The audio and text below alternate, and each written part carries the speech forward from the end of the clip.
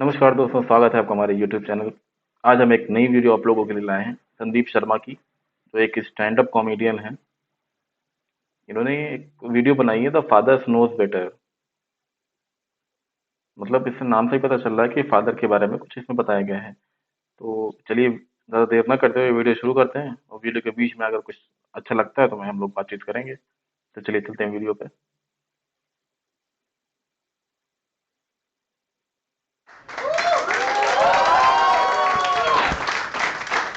संदीप शर्मा तो देखने में कॉमेडियन लग रहा भाई। अब एक बैठी हुई है फादर्स नोज बेटर। बाल कटवा के आया, हिल भी नहीं रहा हूँ आज ज़्यादा।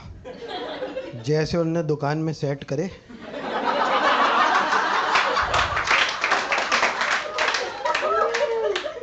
वैसे ही लेके आपके सामने आ गया।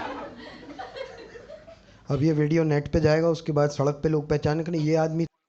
मतलब एकदम बंदा सीरियस है, सीरियस होके कॉमेडी कर रहा है। ये भी नहीं लग रहा है कि बंदा कबड्डी करने के लिए यहाँ पे आया है। बहुत ही मतलब है, बंदे में टैलेंट है। तो नहीं है, वापस घर पे थोड़े वही हेयर स्टाइल बनता है। क्या है कि शादी के बाद बाल उड़ गए थे 1 साल में स्ट्रेस से। हाँ, अब स्ट्रेस कम हो गया है। नहीं, इसलिए नहीं कि शादी को टाइम ज़्यादा हो गया, इसलिए कि हमने एक कुत्ता पाल लिया है।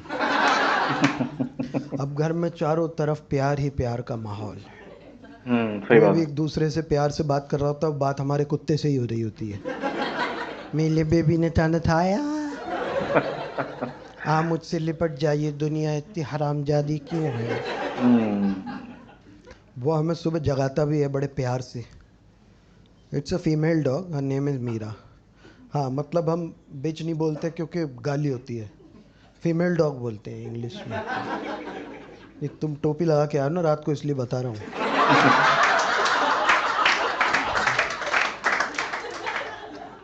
पर बचपन में हमारे जागने का ऐसा सीन नहीं था, क्योंकि ब्राह्मण परिवार से, यूपी के बरेली से हूँ मैं। पिताजी बहुत धार्मिक आदमी थे। हम्म। हमेशा हमें सुबह सुबह जगाने के लिए आसाराम जी के भजन सुनाते थे, टेप पे लगा देते थे। Now when I look back at life I realise मैं इसकी आवाज़ सुन के जाग रहा था सारा ओ, बचपन। हमारे यहाँ छत पे ना फोल्डिंग पलंग बिछते थे, एक साइड पे कूलर लग जाता था, सब खाट बिछ जाती थी। मेरी लास्ट वाली होती थी, सबसे आखिर में मैं ही आता था ज़्यादातर। अच्छा। तो वो क्या करते थे ना, सुबह सुबह टेप में भजन चला देते थे आसाराम जी के। उसके बाद वो तुलसी में जल चढ़ाने के लिए जाते थे। हरिओम हरिओम हरिओम, उनका नाम भी हरिओम था। जी। ना कई बार तो मेरा मन करता था कहूँ कि क्या अपना ही नाम जप रहे हो, पर बाप के सामने ऐसा पंच मान नहीं सकते। बाप लौट के ऐसा पंच मारेगा, चौकटे ही भाई शक्ल बदल भाई। जाएगी। तो वो जल चढ़ाने जाते थे ना, ऐसे करके 4 छींटे हम पे ही मार देते थे, हरिओम हरिओम बेटा। हम भी बेशरम थे, चद्दर से मुंह पोंछ के फिर सो जाते थे। जब जल चढ़ाने इधर से जा रहे होते थे तो सीक्वेंस होता था, जमीन खाट गद्दा चद्दर मैं चद्दर। हम्म। वापस आने तक नहीं उठे तो सीक्वेंस होता था, जमीन मैं चद्दर गद्दा चद्दर खाट और बाप की लात। अब क्या है ना कि माँ तो इमोशनल होती है, गले लगा लेती है, कभी रो देती है, उसके एक्सप्रेशंस क्लियर होते बिल्कुल हैं। बिल्कुल बिल्कुल। बाप नहीं समझ में आता। बाप होता है ट्रिग्नोमेट्री, और यूपी का बाप होता है क्वांटम फिजिक्स। समझ सके तो समझ। हाँ सही। 7 बजे घर आए, 7 7 बजे तक घूम रहा है आवारा कहीं के, कोई तरीका है ये। 6 बजे घर आए, 6 बजे ही घर में आके बैठ गए। हाँ 6:30 बजे घर में आए, टब में से निकाल के भीगी चप्पल मार दी। कंफ्यूज कर रहा है। भाई, ऐसा होता है वाकई में, ऐसा हर घर में होता है, हर घर के पापा ऐसे होते हैं। आप लोग कमेंट करके बताइएगा जरूर कि आपके साथ कभी ऐसा हुआ है जैसा ये बता रहा है इसमें। बाप नहीं समझ में आता, हम्म। बाप डेंजरस होता है।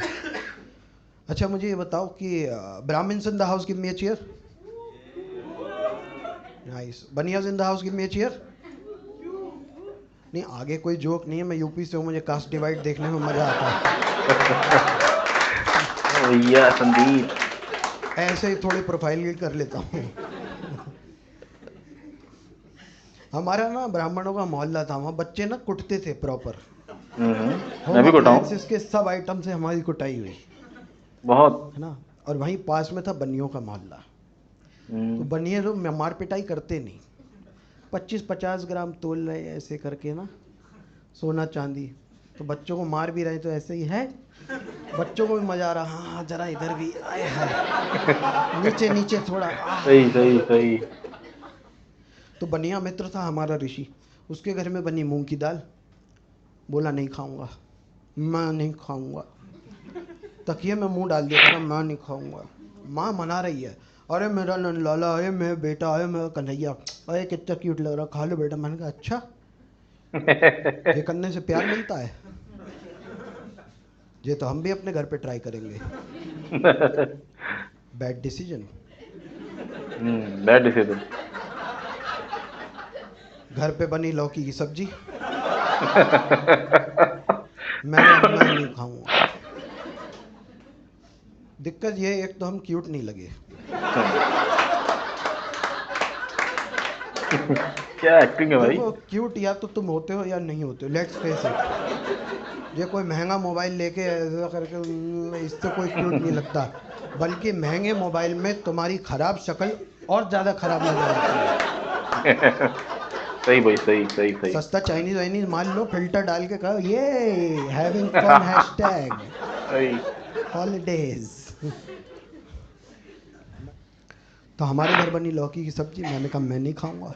बुरी ठीक। किस्मत उसी वक्त पिताजी की एंट्री हुई दरवाजे से, बोले कौन नहीं खा रहा। मैंने खा तो रहा हूँ लौकी की सब्जी दही डाल के, इससे बढ़िया कोई सब्जी नहीं है, लाइफ बन जाती है, मजा आ जाता है। यूनिसेफ ने भी कहा है लौकी इज द बेस्ट सब्जी इन द वर्ल्ड।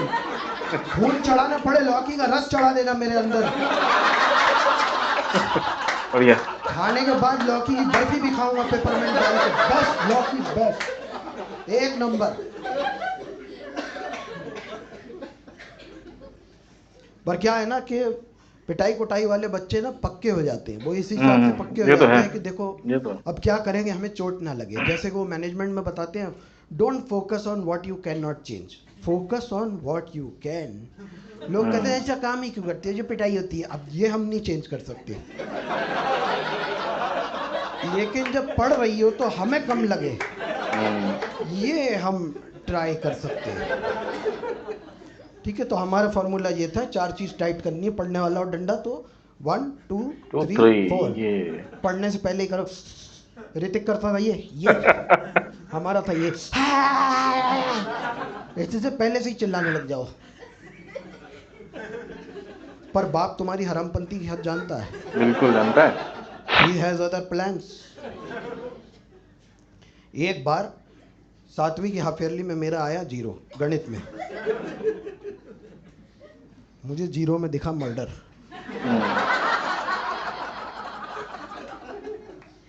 मैंने 0 के पहले लिख दिया 1, हो गए 10, टोटल था 390। अब अगर वहाँ 10 है तो नीचे 400 होना चाहिए था, बिल्कुल बिल्कुल। पर वहाँ मैंने कहा ज़्यादा ओवर राइटिंग हो जाएगी, देयर इज अ गॉड, भरोसा रखो। मैंने वहाँ कुछ छुआ-छेड़ नहीं किया। हम्म। कुछ बच्चे होते हैं जिनका रिपोर्ट कार्ड दिखता है, और कुछ होते हैं जिनके मुंह पर रिजल्ट दिखता है। बहुत बढ़िया भाई, बढ़िया बढ़िया बढ़िया। जिस दिन रिजल्ट आया, मैंने कहा घर पे नहीं बताऊंगा कि रिजल्ट आया, जाने दो, नहीं बताऊंगा। उसी दिन गली में मेरा दोस्त बनिया दोस्त ऋषि जो आया फर्स्ट, मेरे पिताजी को मिल गया, अंकल जी मैं तो फर्स्ट आया। अब वो घर आए, सुमड़ी में चुप के बताऊंगा नहीं आज इसे कि रिजल्ट आया, देखते हैं ये कब बताता है। और मैं इस चक्कर में कि आज मत बताओ, आज पिटाई टालो, आज पिटने का मन नहीं है मेरा। ऐसा हुआ है, ऐसा हुआ है, ऐसा लगभग सारे स्टूडेंट के साथ हुआ है। सही, ये भी सेम बता रहा है, रिजल्ट के टाइम बहुत ही प्रेशर रहता है भाई दिमाग पे। ऐसा हो चुका है। थोड़ा थोड़ा मेरे साथ भी हुआ है, लेकिन बहुत ज्यादा नहीं हुआ। चलिए फिर से देखते हैं आगे क्या बताते हैं ये। हम बाप बेटा ये गेम खेल रहे हैं ठीक है। कि कौन पहले बोले। हम्म। उन्होंने भी नहीं पूछा, मैंने भी नहीं बताया। अब वो आके 2-3 घंटे दोपहर में रोज सोते थे। ठीक है। कोई तो कारण है, यूपी की तरक्की नहीं होती, लोग दिन में सो रहे हैं। 2-3 घंटे बाद वो सोने के बाद जागे और बोले अरे रिजल्ट आया था क्या। मैंने हाँ आया, भूल गया था। बोले अच्छा, लाओ जरा दिखाओ, सुनो वो लकड़ी वाला हाथ का पंखा भी लेते आना। मैंने सही कहा बात। बिजली तो आ रही है, बोले क्या पता चली जाए बेटा, बहुत सही, बहुत ले सही, आओ। क्या पता चली जाए। मैं पंखा लेके चला। अब बाप तुम्हारी हरामपंती की हद जानता है, उसे पता है, तुम्हारा बाप है कि तुम कहाँ तक जा सकते हो, उसे लिमिट पता है। मैंने कहा पंखा रख दो, मैंने कहा इधर ही रखा, मैं ही हवा कर दूँ, मैंने रख इधर। मैंने रख दिया तुरंत। रिजल्ट देखा, देखते हुए समझ में आ गया इसमें 10 नंबर का झोल है। उन्हें पता था डंडा मारा तो ये वाला स्टेप है। He had another plan this time. उन्होंने मेरा रिजल्ट देखा और रिजल्ट देखते ऐसे करके गिरा दिया जैसे गिर गया। बोले अरे गिर गया, उठाइए ज़रा। अब उठो। उसके बाद जो मैं रिजल्ट उठाने झुका, हम्म, अगले आधे घंटे नहीं उठा। पर क्या हुआ कि उसके बाद पिताजी ने समझाया, देखो अगर ऐसे जीरो के पहले एक बनाओगे ना तो कभी एक नहीं लगेगा, लेकिन मेहनत करोगे तो जीरो के पहले हो सकता है 10 भी लग जाए और सही है। नीचे का टोटल भी करेक्ट होगा। इसलिए सही रास्ते पे चलना, तो आगे चल के शायद तुम्हारा कुछ हो जाए लाइफ में। सही है। और हुआ भी। मेरे स्कूल की 6 महीने की फ़ीस 15 रुपये थी। ये टिकट कितने का लिया तुमने? लॉजिक है पाँच भाई। सौ रुपये रिटर्न ऑन इन्वेस्टमेंट, देख रहे हो। पर हुआ क्या ना कि उसके बाद कुछ ऐसा हुआ कि पिताजी तो अभी है नहीं दुनिया में। तो हुआ क्या शायद। कि एक बार वो आईसीयू में एडमिट हुए। उनको कैंसर था। तो आईसीयू में जब वो एडमिट हुए तो उसके बाद उन्होंने खाना पीना बंद कर दिया था। तो मैंने क्या किया कि मैं अभी एक गेम खेलने लगा उनके साथ। मैं आईसीयू में हम्म। जाता था, पेशेंट वाली थाली जो आती थी वो आती तो प्राइवेट हॉस्पिटल में अच्छी स्वादिष्ट थाली है। तो हम्म। मैं क्या करता था, पर्दा डाल के हम ऐसे गेम खेलते थे कि जैसे नर्स ना देख ले। 3-4 महीने हो गए थे एडमिट होके। तो मैंने कहा एक काम करते हैं, खाना खा के देखते हैं, मैं आपके साथ खाता हूँ। अरे ये तो बहुत अच्छा है, देखना ज़रा ट्राई करना। बचपन में जैसे बच्चे को खिलाते हैं ना आप, ऐसे ये खाओ जैसे वो मुझे खिलाते थे। इस बार मैं उनको दिखा के एक्टिंग कर रहा था, देखो अरे बड़ा अच्छा है, खा के देखो। उन्होंने थोड़ा हम्म। खाया। एक दिन डॉक्टर ने देख लिया, बोली ये आप इनका खाना क्यों खा रहे हैं? मैंने सिर्फ एक बाइट ली है। तो बोली बाकी का खाना इन्होंने खाया है? मैंने कहा हाँ। तो बोली अच्छा आप इधर आइए। कहाँ? तो बोली इनके क्या है ना कि यहाँ से यहाँ तक सब छाले हैं, अंदर अल्सर्स हैं। हम्म। इस कंडीशन वाले लोग एक दो बाइट भी नहीं खा पाते, पर आपने इन्हें पूरी 2 रोटी खिला दी। पर ये आपने कैसे किया पता नहीं, पर आपने किया बहुत अच्छा। और मैं क्या सोच रहा हूँ कि मैंने गेम करके बापू को ऐसे टेस्ट में खिला दिया। रियलिटी कुछ हम्म। और थी अंदर। वो बाप का प्यार था मेरे लिए, जो मेरी ख़राब एक्टिंग देख के भी खा गए, ताकि मैं हम्म। खा लूँ, ताकि मुझे लगे, ताकि मुझे लगे कि मैं कामयाब हुआ। बिल्कुल। डॉक्टर ने बोला अब इनके पास जितना भी टाइम है आप देख लीजिए, अभी जो आप कर रहे हैं वो अच्छा है, करते रहिए, जो भी टाइम आपके पास बचा है। तो मैं उनके पास वापस गया। तो बोले क्या बोली वो? मैंने कहा, उसने कहा कि अच्छा है, ऐसे ही खाते रहेंगे तो ठीक हो जाएंगे। बोले अच्छा, कुछ हो जाए तो मुझे मेरे गांव ले जाना, मिट्टी जहाँ की हो वो उसी में मिल जाए, वहीं मिल जाए तो अच्छा। हम्म। मुझे लग रहा था कि मैं स्मार्ट हूँ, पर बाप तुम्हारी हरामपंती की हद जानता है। उसे पता है तुम कब झूठ बोल रहे हो। जब पहली बार वो एडमिट हुए थे ना, तो आईसीयू में गए, वो इमरजेंसी में गए। उसी दिन स्वाइन फ्लू का भी उस फ्लोर पे कोई पेशेंट आया था। जब वो कोई भी ऐसा पेशेंट आता है तो पूरे एरिया को कॉर्डन हम्म। ऑफ कर देते हैं, उसमें सब मास्क लगा के ही जाते हैं। उनको ऑक्सीजन लगाई हुई थी। मैं ऐसे ही रोक रहे थे डॉक्टर, पर मैं भाग के गया कि माय फादर इज़ देयर। मैंने दूर से देखा, उनके पास जाने लगा। वो दूर से ऐसे इशारा करते रहे, पर मैं उनके पास की तरफ गया और वो ऐसे इशारा करते रहे। फिर उन्होंने अपनी ऑक्सीजन हटाई और बोला जा यहाँ से। तो मैं बाहर निकला, मेरा दिमाग ख़राब किया, यार बापू अभी भी ऐसे मुझे अकड़ के बोल रहे हैं। पर हम्म। बाहर गया, फिर मैंने सोचा कि यार इन्होंने बाद में डॉक्टर ने बताया कि वहाँ स्वाइन फ्लू फैला हुआ था, अच्छा। इसलिए मुझे कुछ ना हो, इसलिए उन्होंने अपनी ऑक्सीजन हटा दी, जबकि पेशेंट्स ज़्यादा वल्नरेबल होते हैं। मैं बाहर गया। अब उनको गुजर के 10 साल हो गए, और मुझे ये लगता है कि दुनिया इतनी हरामजादी है कि इसमें कोई साला किसी को एक धेला नहीं देता बिना मतलब के। सही और है। बाप होता है जो तुम्हारे लिए अपनी ऑक्सीजन हटा के, ही वॉचेज योर बैक।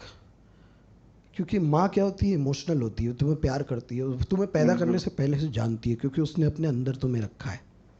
सही कि है। बाप दुनिया से जाने के बाद समझ में आता है।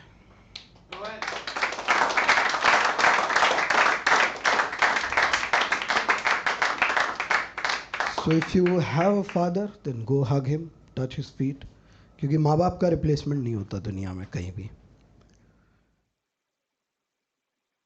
ये थी दोस्तों वीडियो, और लास्ट में थोड़ा बहुत इमोशनल हो गई वीडियो, लेकिन स्टोरी बहुत ही अच्छी थी। उसके साथ जो भी संदीप के साथ हुआ उसने वही बताया है सेम, तो काफ़ी अच्छी वीडियो लगी, लेकिन लास्ट में थोड़ा इमोशनल कर दिया। लेकिन रियलिटी से भरी है वीडियो ये, रियलिटी है इसमें, ऐसा होता है लगभग इंडिया में जितने भी घर होते हैं सबके साथ ऐसा ही होता है। फादर ऐसे ही होते हैं, सब कुछ जानते हैं लेकिन फिर भी अपने अंदर बताते नहीं, खुल के नहीं बात करते हैं। तो आई होप आप लोगों की वीडियो अच्छी लगी होगी। अच्छी वीडियो लगी हो तो लाइक करना, चैनल पे नए हो तो सब्सक्राइब करना। मिलते हैं अगली वीडियो में। बाय।